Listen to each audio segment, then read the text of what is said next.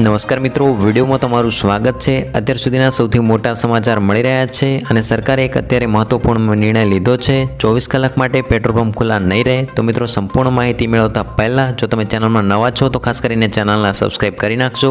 તો મિત્રો, સમગ્ર દેશમાં પેટ્રોલ અને ડીઝલનું સંકટ વધી રહ્યું છે અને ઘણા સ્થળોએ પેટ્રોલ પંપ પર વેચાણ મર્યાદિત સમય માટે થઈ રહ્યું છે અને પરિસ્થિતિને કાબૂમાં લાવવા માટે સરકારે મોટો નિર્ણય લીધો છે।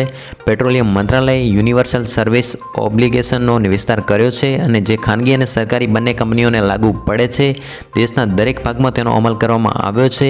હાલમાં આ નિયમ માત્ર ઉત્તર પૂર્વના રાજ્યોમાં લાગુ હતો અને આ નિયમ મુજબ પેટ્રોલ રિટેલર્સને પંપ ખોલવા અને બંધ કરવા માટે સરકારની સૂચનાઓનું પાલન કરવાનું રહેશે અને તમામ પેટ્રોલ પંપ સંચાલકોએ સરકાર દ્વારા જાહેર કરાયેલા સમય અનુસાર પેટ્રોલ પંપ ખોલવા અને બંધ કરવાના રહેશે।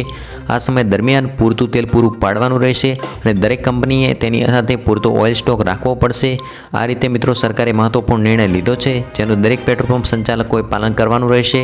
તો મિત્રો, આ તો આજનો વિડીયો ગમે તો વિડીયોને લાઇક કરો, શેર કરો અને આ માહિતી તમારા મિત્રો સુધી જરૂરથી પહોંચી જાય તેના માટે તમારા મિત્રો માટે જરૂરથી શેર કરો। તો મિત્રો, ફરી મળીશું કોઈક નવા વિડીયોમાં નવી માહિતી સાથે। ત્યાં સુધી આવજો। જય હિન્દ, જય ભારત।